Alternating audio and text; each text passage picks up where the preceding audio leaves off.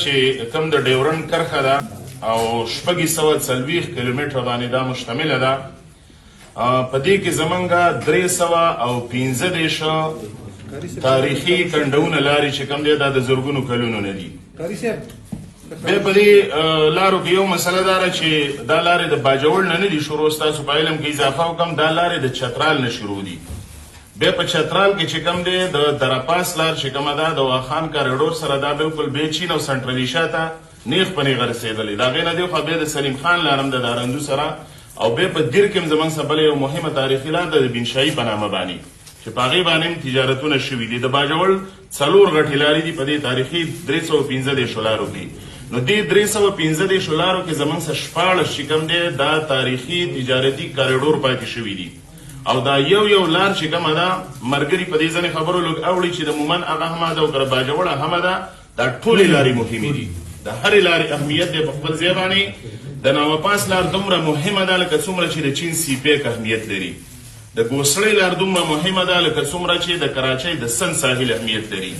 بیا د ناوپاس د اهمیت چې کوم دی دا یو تاریخي خبره ده تاسو ته وکړم. که تاسو ګورئ کتاب هم ګورئ د اولډ هند په نامه باندې وینسنټ سمیت یو کتاب لیکلی دی او په هغې کې 2.5 کاله وړاندې هغه یو حواله ورکوي چې تاریخي کومه لار ده د هندوستان په لور د زرګونو کلونو. نو دا تورخم نه ده، دا ګوسړۍ او ناوپاس پاتې شوې ده په تاریخ کې. الکسندر د ګریټ چې کوم دی دا په دې لاره باندې تېر شوی دی. دا د ریخمو په لار باندې یاده شوې ده. نو په دې کې زموږ څخه 14 بیا د غټې تجارتي لارې وي. په 14 لارو کې 14 لارې چې کوم دی دا په مستقل توګه باندې د پاکستان د ریاست جبر موږ ته بندي کړي دي. په دې کې یو بدبختي زموږ دا د مولانا عبدالرشید صاحب هم ناست دی. د ناوپاس او ګوسړۍ څوک نوم قدرې ناري. زموږ د سیاسي مشران نم ګیله ده، زموږ د خپلو ممبرانو نم ګیله ده په پارلمان کې چې د مسایل د حل لپاره غږ پکار دی. پکار دا ده چې په دې پارلمانونو کې زموږ د ممبران هر ورځ په دې باندې خبره وکړي. نو موږ مولانا صاحب او ځینې ملګرو مشرانو د ناوپاس د لارې او د لیټۍ کنډه او ګاهي کنډه او د کږې د باجوړ او ګوسړۍ پورې باقاعده موږ هلته یو قامي تحریک په دې شروع کړی. قامي جرګې کوو په دې باندې. نو په چارمن کې زموږ یو جرګه ویني مشکلات په دې مسله کې څومره دي. زموږ یو ملګری په چارمن کې جلسه کې هغه ویلي جرګه کې چې دا لارې هیڅ چا نه دي موږ ته پوځ بندي کړي ځکه د پوځ آرمي برګېډې ناستې دي. که موږ مطالبه کوو نو د دوی نه یې کولاوو چې تا خو 1200 کیلومتره تار هم راښکلو، 1200 د پوځي قلاګانې هم جوړې کړي. نو مهرباني وکړه دا لار خو کې موږ ته ازاده کړه. نو په نثارباز باندې په سبا له بیا ایف آی آر په دې نوم وشول تر پاکستان نه بغاوت کړی دی. یعنې دا خو زموږ حالت دی چې موږ د قام په مسله باندې خبره کوو. نو دا ډیره تاریخي لار ده. ستاسو نه پکې موږ کردار غواړو چې څومره ستاسو نه کېدلی شي. یو تجویز زله دا درکوو، تجارت او ټریډ دا خو ډېرې غټې خبرې دي. په دې وخت کې زموږ مړی په ناوپاس نه راپرېږدي. 3 کاله مخکې د ناوګۍ یو زنانه زموږ ناوپاس د ناوګۍ تحصیل برخه را دې وخت کې چمرکنډ تحصیل یې ختم کړی رانه. نو دلته یو زنانه د ناوګۍ مړه شوله او شیخ جانزاره صاحب کرنل سلیمان کمانډن هغه ته سپارښت وکړو چې دا مړی رړو ژوندی به مسنئ، دا مړی په ناوپاس راپرېږده. نو هغه ویل زه به له ایسار ایجپسي نه تپوس کوم 3 ګنټې پسې ویل چې ستاسو مړی موږ نه راپرېږدو. لکه ګوره دې د لارو بندېدونو چې کوم دی انساني المیې پیدا کړي، د ریاستونو د قانونو په منځ کې کرکې پیدا کړي. که څوک غواړي دا چې د پاکستان او افغانستان په منځ کې نږدېوالی راولو نو د پاکستان فارن پالیسي او خصوصا چې کوم افغان پالیسي د دا ناکام شوې ده. دا پکار ده چې پارلمان جوړه کړي. پوځیان دا پالیسي نشي جوړولی. د پرنډۍ سړی د باجوړ عموما په مسله نه پوهېږي. دا مسله دی د قام مشرانو ته پرېږدي. نو که دا لارې کولاو شي کم نفرت چې ویلی کېږي افغانان د پاکستان نه نفرت کوي. نفرت به ولې نه کوي؟ افغانستان خو موږ وران کړو که نه؟ افغانستان که خو موږ مداخلتونه کړي غلطۍ هم کړي دي. اوس د غلطیانو نه سبق اخیستل پکار دي. لارې بندېدل د افغانانو په نفرت کې نور هم اضافه کوي. وایي د لوی جومات په لومبي سب کې ولاړه شیخه د کلي لارې بندوي ستا سره مونځ نه کېږي. یعنې موږ د ولسونو لویې لارې بندې کړي دي. د سکندر د وخت نه موږ لارې چې کوم دی د قانون کړي نفرتونه به څنګه ختمېږي؟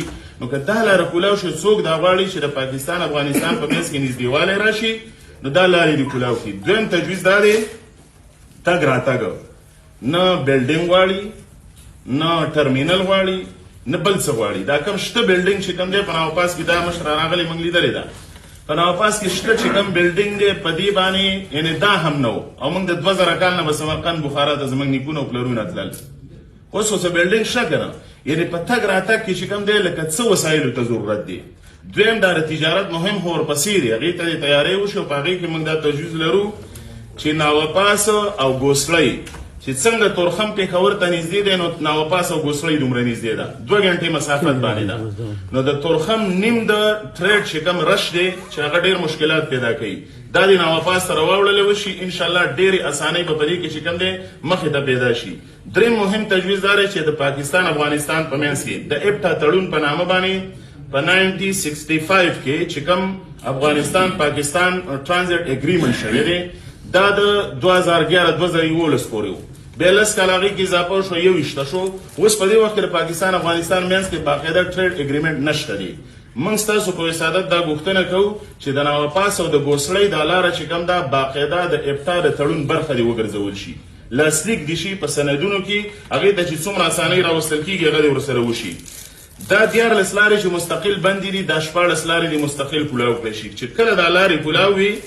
یعنی تاسو دا یاد لرئ موږ له خو د پاکستان میډیا غوږونه وخوړه چې دومره ډالر راله او دومره ایډ راله او دومره د نړۍ د پرمختګ ساینس دا دی چې ته به د هغه قام وسایل راوچتې په هغې به دا خبره مخې ته ځي نور وسایل خو پرېږدو خو که دا لارې موږ ته کولاو شي که نه نو په باجوړ کې به امن هم راځي دا بدامني ځکه ده چې لارې بندي کړي ټوپک او بارودو ته لار کولاو ده سمګلینګ ته کولاو ده نشهیي توکو ته کولاو ده خو که زما شپونکۍ غیر ته ځي نشي تللی او که زما تجارت په ناوپاس او ګوسړۍ کېږي نو هغه نشي کولی موږ غوښتنه کوو چې دا لاره کولاو شي د دې څخه به امن هم انشاءالله په دې خاوره باندې راځي 80,000 کورنۍ دا باقاعده ریسرچ دی زموږ زه به یې درم کم چې دا 14 لارې کولاوي څه کم 1 لاک کورنۍ چې کم دی د دې تجارتي لارو څخه په روزګار وي 1 لاک کورنو معنی څه 10 لاکه خلک یو د چمن په لاره باندې 15,000 مزدوران 15,000 د لاسګاړو مزدوران 10,000 نور لاسي مزدوران او 9 لکه خلک صرف یو د چمن په لاره په روزګار دي نو که دا موږ د ناوپاس لار کولاو کو دا د ګوسړۍ کولاو کو دا جنګونه به هم ختم شي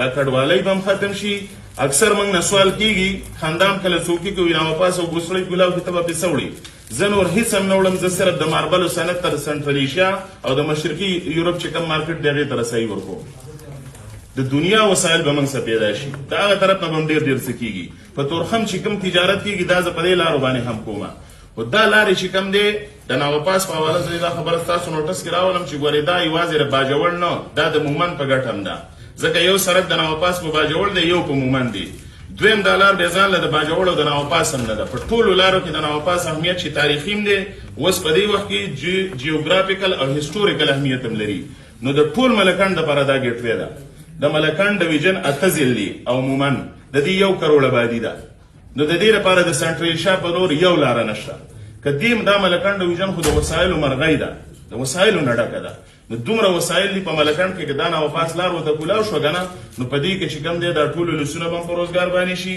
موږ نه غواړو وار اکانومي دې ختمه شي په دې خاوره جنگي بیانیه دې ماته شي صنعتي اقتصاد غواړو د لارو اقتصاد غواړو د دې سره اخري خبره ده چې ناوپاس د چمرکند د قام په خاوره کې دی هغه یې ځمکه هم چې کوم دی ستاسو موجودګۍ کې خپل پټي موله ورکړه چې کومې اسانۍ دي او کومه ویړیا یې ورکړې پیسې مطالبې هم نشته دغه لوکل خلک ډېر زیات متاثره دی جنګونو کې هم تباه دی غریبي هم ده نو د چمرکند د خلکو لپاره خصوصي چې ستاسو نه څومره کېدلی شي د دغه آبادو په بنیاد باندې هغوی ته هم ګټې ورکوي او زموږ د باجوړ او د مومند ټولو ولسونو مشرانو په دې اتفاق دی چې وړومبی سمدستي د تګ راتګ لپاره ناوپاس کولاو کوي تجارت هم جوړ کوي او بیا پسې د ګوسړۍ لپاره هم دغه شان کار بوځئ مننه